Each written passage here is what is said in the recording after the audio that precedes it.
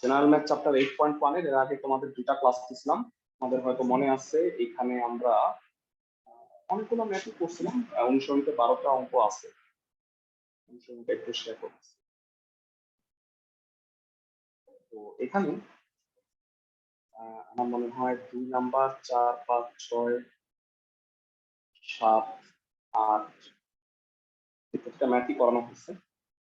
দুইটা ম্যাথের কথা আমি একটু বলে দিই যে 9 নাম্বার এবং 12 নাম্বার, এই দুইটা হলো 8.2 এর সাথে করলে ভালো হবে, কারণ এই জ্যামিতি গুলো এখনো তোমরা পড়ো নাই, আজকে এটা স্টার্ট করবো আমি। তো তোমাদের আমি 11 নাম্বারটা বোধহয় কাজ দিছিলাম। 11 নাম্বারটা কি করছিলাম, দুটা সমান্তরাল যে আঁকলে তারা পরস্পর সমান হয়, উল্টাটা করে দিছিলাম। ক্লাসের সবাই কি পারছো?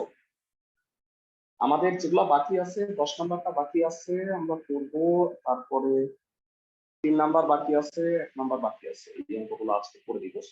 আচ্ছা, প্রথমত আমি একটু স্টার্ট করে দিচ্ছি 3 নাম্বার অঙ্ক থেকে।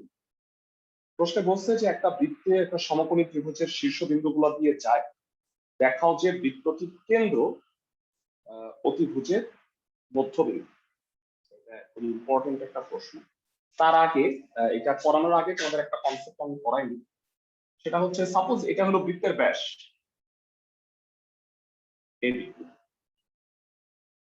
একটা উপাত্ত আছে সেটা হলো অর্ধবৃত্তস্থ কোণ। অর্ধবৃত্তস্থ কোণ সর্বদা এক সমকোণ।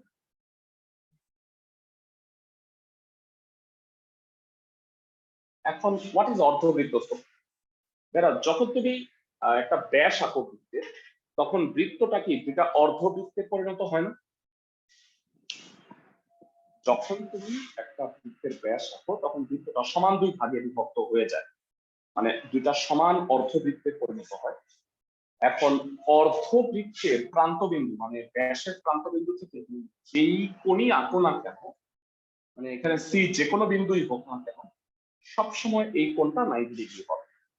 মানে বৃত্তের ব্যাসের প্রান্তবিন্দুর সাথে বৃত্তের যে কোনো বিন্দু যদি যোগ করো তুমি, তাহলে তুমি যে কোণটা পাবা সেটা সবসময় 90 ডিগ্রি হবে, এবং এই কোণটার নাম হলো অর্ধবৃত্তস্থ কোণ।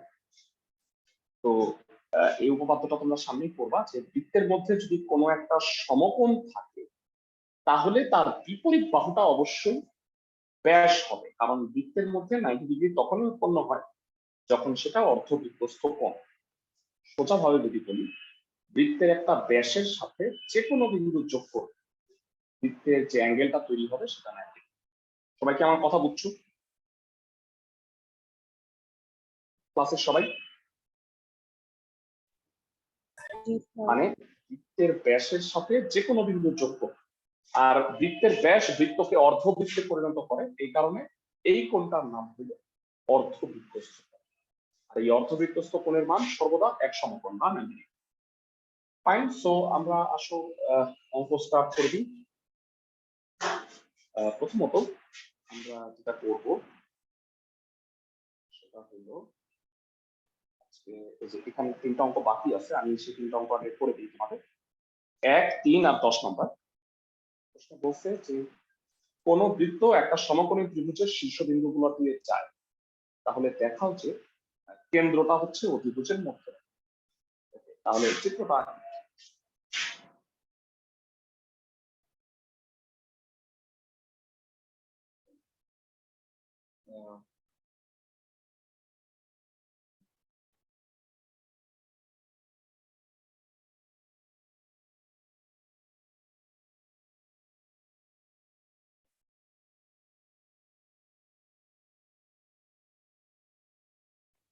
তো আমাদের বলছে একটা সমকোণী ত্রিভুজ এবিসি, তার শীর্ষবিন্দুগুলো দিয়ে বৃত্তটা গেছে। তো এই বৃত্তের কেন্দ্রটা হলো অতিভুজটার মধ্যবিন্দু, মানে ওটা হচ্ছে এসি এর মধ্যবিন্দু, এটা আমাকে প্রমাণ করতে হবে। তো প্রথমত যেটা লিখবা বিশেষ নির্বাচন। মনে করি, চিত্র দেওয়া না থাকলেই মনে করি এটা মাস্ট, ও কেন্দ্র বিশিষ্ট বৃত্তে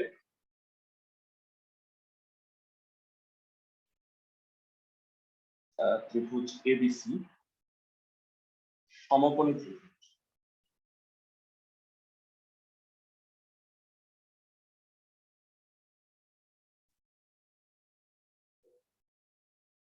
প্রমাণ করতে হবে যে যেখানে বি হচ্ছে 90 ডিগ্রি, এটা অ্যাঙ্গেলটা মেনশন করব, যেখানে কোণ বি হইল 90, তো প্রমাণ করতে হবে যে কেন্দ্র ও হচ্ছে অতিভুজ এসি এর মধ্যবিন্দু। প্রমাণ করতে হবে যে কেন্দ্র ও অতিভুজ এসি এর মধ্যবিন্দু, এটা আমাকে ম্যাথমেটিক্যালি প্রুফ করতে হবে। প্রমাণটা একদমই সোজা, 2-3 লাইনের একটা প্রমাণ, সবাই বুঝে নাও। আমি একটু আগেই বলছি এরা বৃত্তের মধ্যে একটা কোণ 90 ডিগ্রি কখন হবে? বৃত্তের মধ্যে একটা কোণ 90 ডিগ্রি তখনই হবে যখন তার বিপরীত বাহুটা ব্যাস হয়। বুঝতে পারছো? প্রমাণ হলো ত্রিভুজ এবিসি এ কোণ পি হইল এক সমকোণ, অর্থাৎ কোণ এবিসি হইল অর্ধবৃত্তস্থ কোণ, যেখানে এসি হইল ব্যাস। মানে বৃত্তের মধ্যে কোনো একটা কোণ যদি 90 ডিগ্রি হয় তাহলে সেই কোণটা অবশ্যই অর্ধবৃত্তস্থ কোণ হবে। আর অর্ধবৃত্তস্থ কোণের বিপরীত বাহু মানে মাঝখানেটা বাদ দিলে যা হয় সেটা হলো বৃত্তের ব্যাস। তাহলে অর্থাৎ এসি ব্যাসের মধ্যবিন্দু হইল কেন্দ্র ও। সুতরাং ও হচ্ছে এসি এর মধ্যবিন্দু। মানে প্রমাণটা খুবই খুবই সহজ। বিষয়টা হলো কি যে এটা কিন্তু 90 ডিগ্রি, তার মানে তার বিপরীত বাহুটা হলো ব্যাস, কারণ অর্ধবৃত্তস্থ কোণই এক সমকোণ হয়। আর এটা যদি ব্যাস হয়, ব্যাসের মধ্যবিন্দু আমি জানি সবসময় কেন্দ্র হয়, তার মানে কেন্দ্র ও হচ্ছে এসি এর মধ্যবিন্দু। তো প্রমাণটা খুবই সহজ, জাস্ট এই কনসেপ্টটা বুঝতে পারলেই হবে। আমার কথা কি বুঝতে পারছো সবাই? ক্লাসের সবাই? এরা পুরো প্রমাণটা আমি আরেকবার বলছি। আমাকে বলছে একটা সমকোণী ত্রিভুজ ছিল এবিসি, যেটা দিয়ে একটা বৃত্ত গেছে। আমাকে প্রমাণ করতে হবে বৃত্তের কেন্দ্রটা হইলো ওই অতিভুজটার মধ্যবিন্দু। প্রথমে কি বলছি, আমরা সবাই জানি যে বৃত্তের মধ্যে যদি কোনো কোণ সমকোণ হয় তাহলে সেটা অবশ্যই অর্ধবৃত্তস্থ কোণ হবে। মানে কোণের বিপরীত যে বাহুটা সেটা সবসময় ব্যাস হবে। তার মানে যেহেতু বি কোণটা 90 ডিগ্রি, তাহলে এ বি সি এই কোণটা অর্ধবৃত্তস্থ কোণ, তাহলে এসি হবে বৃত্তের ব্যাস। বুঝছো সবাই? তাহলে এসি যদি ব্যাস হয়, ব্যাসের মধ্যবিন্দুর নামই হলো কেন্দ্র। ক্লাসের সবাই কি বুঝছো? তো এখান থেকেই আমাদের আলটিমেটলি প্রুফটা হয়ে গেল, খুব সোজা একটা প্রমাণ। 3 নাম্বার। তো এরপরে আমি যে ম্যাথটায় চলে যাব সেটা হচ্ছে, আমাদের 3টা বাকি আছে, ম্যাথগুলো একটু করে দিব। আর এই যে ম্যাথটা দেখতে পাচ্ছ 9 নাম্বার ভেড়া, এই 9 নাম্বার অঙ্কটা আমাদের 9 নাম্বার আর 12 নাম্বার এই দুটো আমি করে দিব 8.2 এর সাথে, কারণ বৃত্তস্থ কোণ কেন্দ্রস্থ কোণ এখনো তোমাকে আমি পড়াইনি, এটা হলো পরবর্তী চ্যাপ্টারে পড়াবো। এটা দেওয়া উচিত ছিল চ্যাপ্টার 8.2 তে। যাক 8.2 আজকেই শুরু করবো আমরা, এটা শেষ করে তো আলটিমেটলি পড়ায় দেওয়া যাবে। তো এখানে বলা হয়েছে যে প্রমাণ করো দুইটা সমান্তরাল জ্যার মধ্যবিন্দুর সংযোজক সরলরেখা কেন্দ্রগামী এবং জ্যাদ্বয়ের উপরে লম্ব হয়।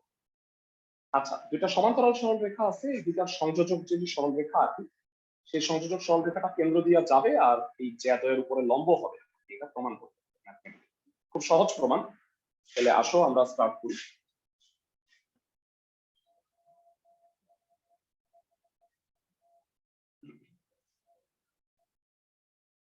যারা পরে জয়েন করছো এই রেকর্ডিংটা দেখে প্রথম অঙ্কটা করেছো।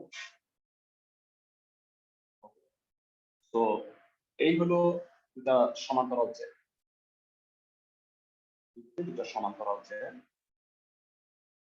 একটা হলো এবি আর একটা হলো সিবি। এই দুইটার কেন্দ্রের সাথে সংযোজক সরলরেখা হলো ই আর এফ। আমাকে প্রমাণ করতে হবে যে ই আর এফ যে যোগ করছি, মানে এবি এর মধ্যবিন্দু হলো ই আর সিবি এর মধ্যবিন্দু হলো এফ, এখন ERF যোগ করছি, আমাকে প্রমাণ করতে হবে যে EF রেখাটা এই কেন্দ্র দিয়া যাবে, EF রেখাটা কেন্দ্র দিয়া যাবে, আর এই দুটা হলো 90 ডিগ্রি, আমাকে ম্যাথমেটিক্যালি প্রুফ করতে হবে। আশা করি প্রমাণটা বুঝতে পারছো। তো বিশেষ নির্বাচনটা লিখে দিই, কি প্রমাণ করতে হবে। মনে করি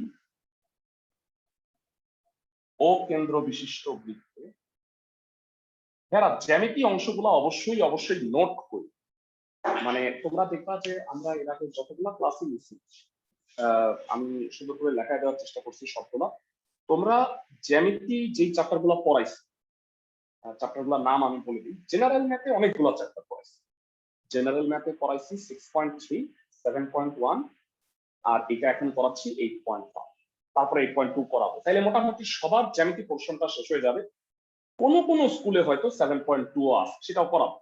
মানে সব স্কুলে নাই, কিন্তু কোন স্কুলে 7.2টাও আছে, তো সেটা আমি পড়াবো।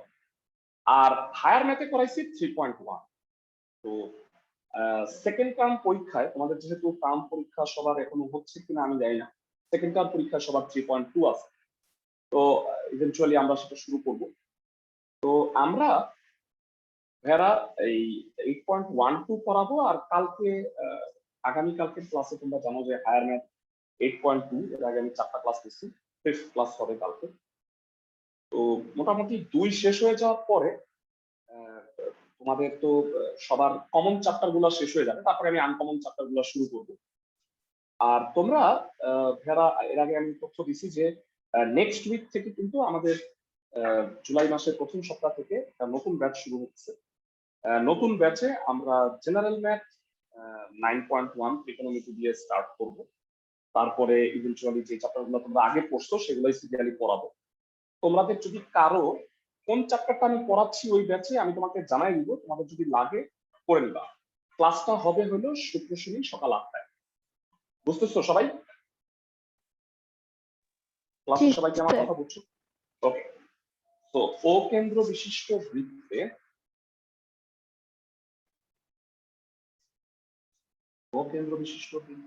এবি ও সিডি দুটি সমান চাপ, দুঃখিত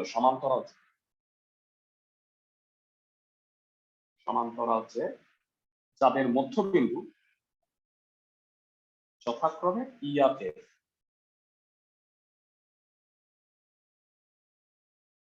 যে দুটার মধ্যবিন্দু হচ্ছে ই আর এফ, প্রমাণ করতে হবে যে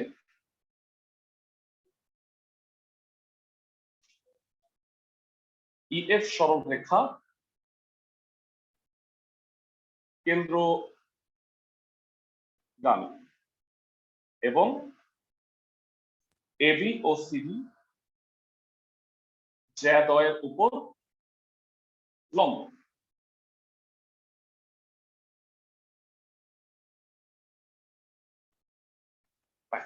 তো মানে ইএফ সরলরেখাটা এবি আর সিডি এর উপর লম্ব, আর এটা কেন্দ্র দিয়ে যায়। অ্যাকচুয়ালি কেন্দ্র দিয়ে যদি যায় এটা প্রমাণ করে ফেলতে পারি, তাহলে একটা উপপাদ্য আছে মনে আছে যে বৃত্তের কেন্দ্র ও ব্যাসভিন্ন জ্যার মধ্যবিন্দুর সংযোগ সরলরেখা উক্ত জ্যার উপর লম্ব হয়। তো আমি যদি কেন্দ্রগামী প্রমাণ করে ফেলতে পারি তাহলে কিন্তু বাকি প্রমাণটাও হয়ে যাবে। তাহলে আসো আমরা প্রথমে কেন্দ্রগামী কিভাবে প্রুফ করতে হয় সেটা একটু দেখি। প্রমাণ।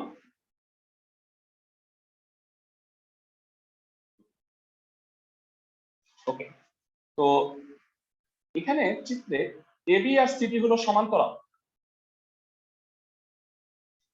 এবি আর সিডি হলো সমান্তরাল এবং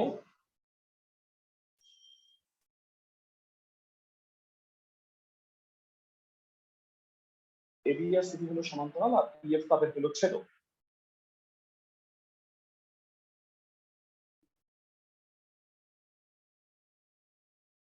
তার মানে এক্ষেত্রে আমরা এটা কিন্তু বলতে পারি যে এই কোণটা আর এই কোণটা ইকুয়াল, তাই না? এরা ছেদক ছেদক হলে কি একান্তর কোণ সমান হয় না? কোণ OEA OEB ইকুয়াল টু কোণ হলো OFD। না, ও তো বলতে পারি না, মানে এইভাবে বলতে পারি FEB। ও দিয়ে যাবে, এটা তো এখনো প্রমাণ হয়নি। F E B equal to কোণ হলো ইএফসি, এই দুটা কোণ হলো সমান, যেহেতু তারা সমান্তরাল। তো এবার ভেরা লক্ষ্য করো, মানে এই একান্তর কোণ দুটা সমান, হ্যাঁ, অনুরূপ ভাবে কি এইটাও প্রুফ করা যেতে পারে না যে এই কোণ দুটাও সমান, এই কোণ আর এই কোণ? ক্লাসের সবাই আবার কোণ F E A equal to কোণ হচ্ছে ইএফডি।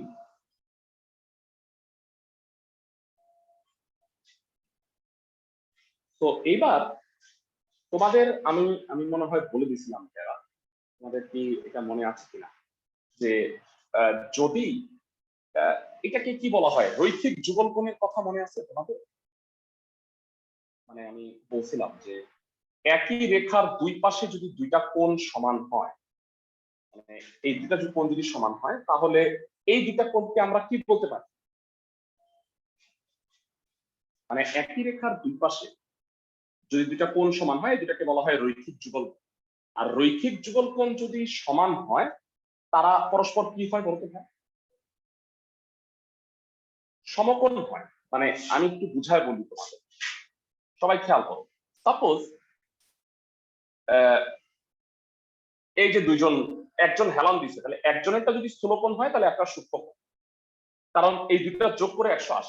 কিন্তু রৈখিক যুগল কোণ দুইটা যদি সমান হয়, সেক্ষেত্রে আমি কোণ দুইটাকে কত কত বলতে পারি? স্যার 90 আর 90 90 90 বলতে পারি। তো এখন এফ ই বি এবং এফ ই এ এরা হলো পরস্পর রৈখিক যুগল কোণ।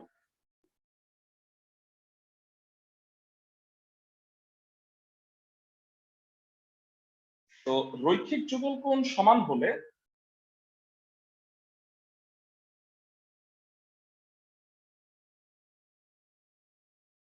এরা পরস্পর লম্ব, সরি, রৈখিক যুগল কোণ সমান হলে উভয়ে এক সমকোণ। সেক্ষেত্রে আমি বলতে পারি যে ও ই হইল, সরি, মানে এফ ইটা হইলো এ বি এর উপরে লম্ব এবং ই এফ টা হইলো সি বি এর উপরে লম্ব। এখন যদি লম্ব হয়, তাহলে আমরা সবাই জানি যে এই কোণটা যদি 90 ডিগ্রি হয়, তাহলে এটা যেহেতু মধ্যবিন্দু, এ বি এর মধ্যবিন্দু, তো মধ্যবিন্দু কেন্দ্রের সংযোজক রেখার সাথেই লম্ব হয়। জানা আছে বৃত্তের ব্যাস ভিন্ন জ্যা এর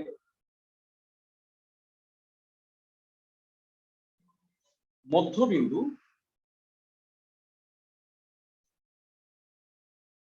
এবং কেন্দ্রের সংযোজক সরল রেখা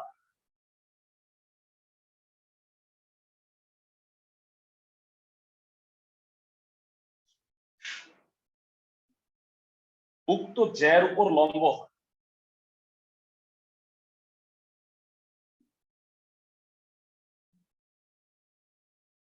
তার মানে যেহেতু এটা লম্ব আর এটা হলো এই এবি জ্যার মধ্যবিন্দু, তার মানে ওই লম্ব হচ্ছে,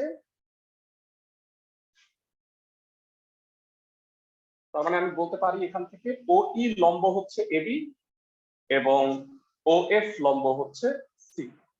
তার মানে ইএফ সরল রেখা আমি বলতে পারি, ইএফ সরল রেখাটা হচ্ছে এবি ও সিডি এর উপর লম্ব এবং লম্ব তখনই হয় যখন সেটা কেন্দ্রগামী হয়, এবং সংযোজক সরল রেখা কেন্দ্র ও বিন্দুগামী।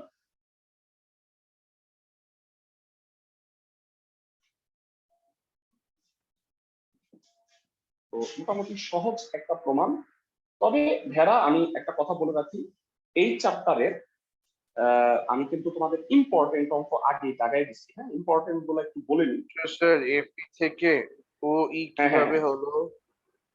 এরা FE দেখো লম্ব AB মানে থেকে হ্যাঁ এফ ইটা হইলো মানে বলা আছে, কিন্তু এখন যেহেতু মধ্যবিন্দু, আমার প্রশ্নে বলছে কি যে বৃত্তের ব্যাস ভিন্ন জ্যার মধ্যবিন্দু আর কেন্দ্রের সংযোজক সরলরেখা লম্ব হয়, তাহলে ইটা যদি এবি এর উপর লম্ব হয় তাহলে সেটা অবশ্যই কেন্দ্রগামী হবে। এই কারণে ই কে ওই লিখছে। ও স্যার বুঝছি বুঝতে এবার, পারছো? বুঝছি মানে স্যার। কেন্দ্রের সংযোজক সরলরেখা হলেই লম্ব হয়। উপাদানটা বলে দিতে হবে ভাইরা, স্যার আমি তোমাদের আগে, হ্যাঁ এক মিনিট, উপপাদ্য গুলা দাগাই দিচ্ছি কোনগুলা ইম্পর্টেন্ট। 2 নাম্বার 4, 2, 4, 6, 7, সৃজনশীল 8 এবং 10 নাম্বার,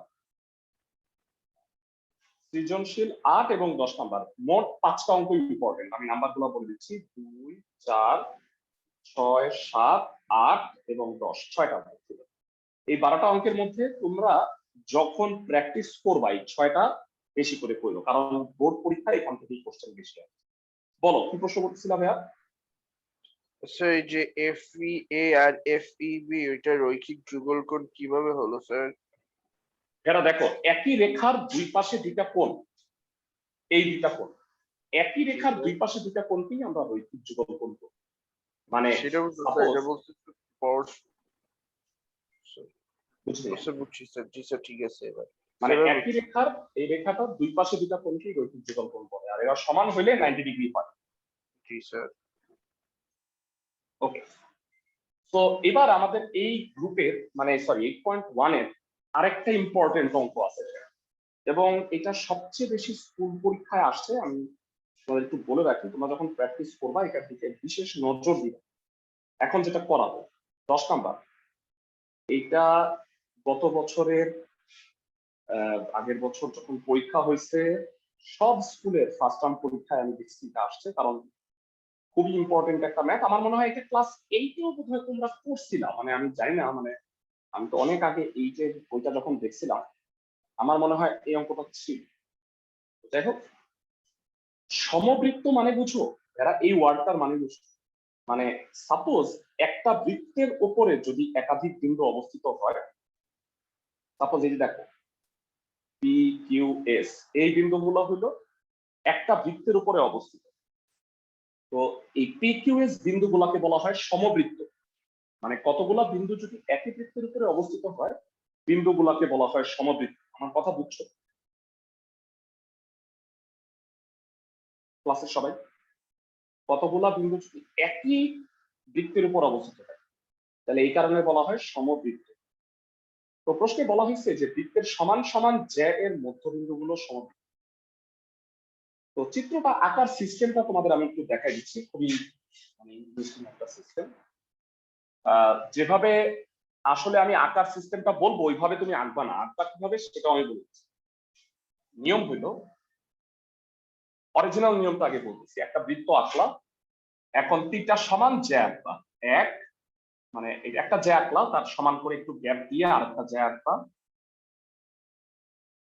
তারপরে সেই সমান গ্যাপ নিয়ে আরেকটা।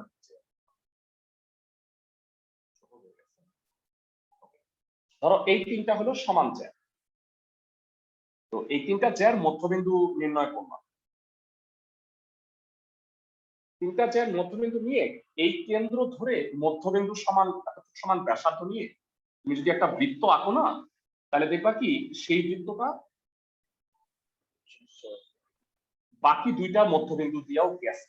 এটা হলো অরিজিনাল আকার নিয়ম। কিন্তু তুমি এইভাবে আঁকবা না, কারণ আঁকতে গেলে হবে কি সবসময় একটু দেখবা যে একটা দিয়ে গেছে, 2টা দিয়ে গেছে, একটা দিয়ে যায় না, এরকম ঝামেলা হবে। তুমি বুদ্ধি করে কি করবা, শোনো, তুমি করবা কি 2টা বৃত্ত এঁকে ফেলাবা, একটা বৃত্তের ভিতরে আরেকটা বৃত্ত, কেন্দ্র এক কিন্তু ব্যাসার্ধ আলাদা, বুঝছো? তারপরে ইচ্ছা মতো একটা জ্যা আঁকবা,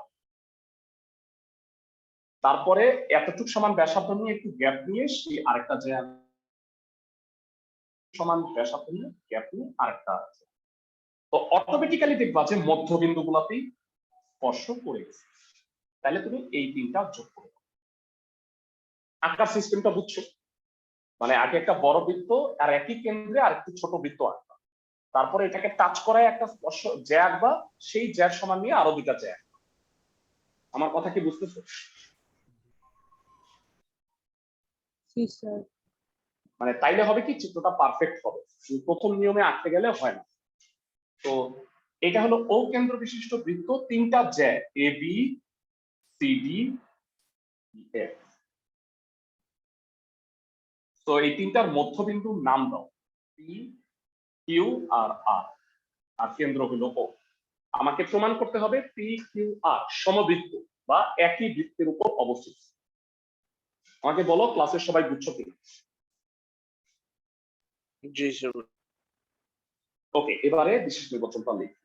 এইটা খুবই ইম্পর্টেন্ট একটা ম্যাথ, 10 নাম্বার 8.1 এর খুব ইম্পর্টেন্ট, মার্ক করে রাখো, পরীক্ষার জন্য কিন্তু খুব ইম্পর্টেন্ট। বিশেষ নির্বাচন, মনে করি ও কেন্দ্র বিশিষ্ট একটি বৃত্তের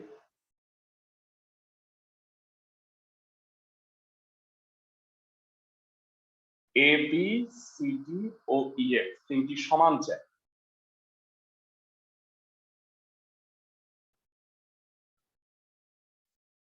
আর পি কিউ আর যথাক্রমে তাদের মধ্যবিন্দু। প্রমাণ করতে হবে যে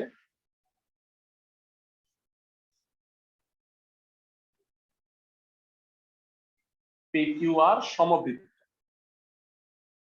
বা একই বৃত্তের উপর অবস্থিত। এই প্রমাণটা করার জন্য কি করছি বলতো, কেন্দ্রের সাথে তিনটা মধ্যবিন্দু যোগ করছি, অঙ্কন আছে তাইলে। অঙ্কনটা হইল ওপি ও কিউ এবং ও আর যোগ করি। এবার আসো প্রমাণ। আমরা সবাই জানি বৃত্তের ব্যাস ভিন্ন জ্যার মধ্যবিন্দু ও কেন্দ্রের সংযোজক সরল রেখা উক্ত জ্যার উপর লম্ব। বৃত্তের ব্যাস ভিন্ন জ্যা এর মধ্যবিন্দু আর কেন্দ্রের সংযোজক সরল রেখা ওই জ্যার উপর লম্ব, জানা আছে।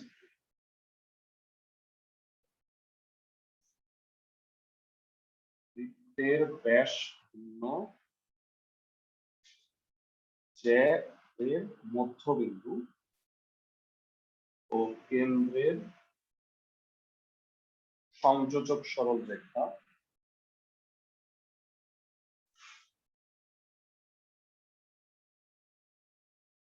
উক্ত জ্যা এর ওপর লম্ব।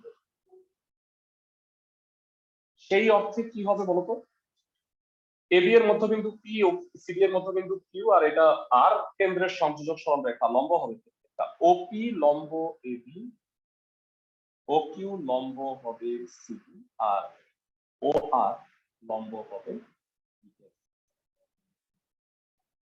তো প্রত্যেকটা লম্ব এটা প্রমাণ হয়ে গেল, মানে 90 ডিগ্রি।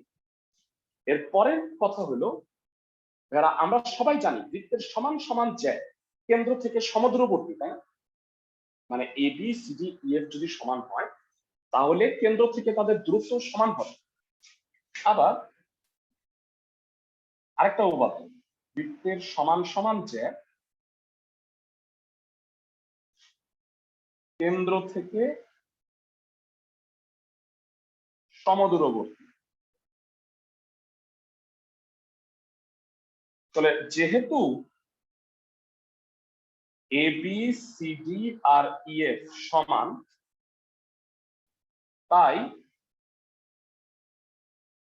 ও O P O Q R ও আর ও সমান হবে। সবাই কি বুঝতে পারো? মানে যেহেতু জ্যা তিনটা সমান তাহলে কেন্দ্র থেকে তাদের দূরত্ব সমান হবে, কারণ সমান সমান জ্যা কেন্দ্র থেকে সমদূরবর্তী। ক্লাসে সবাই কি বুঝতেছো?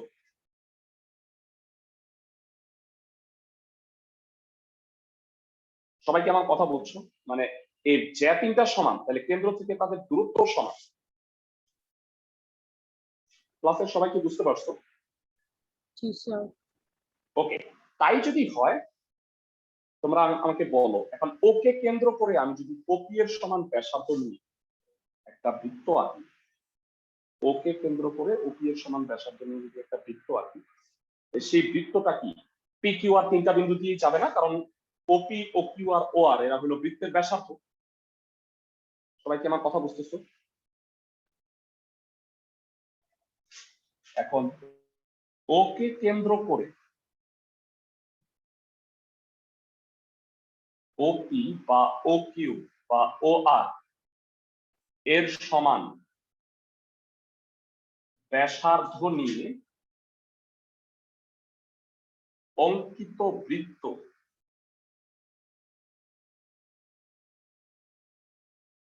P Q R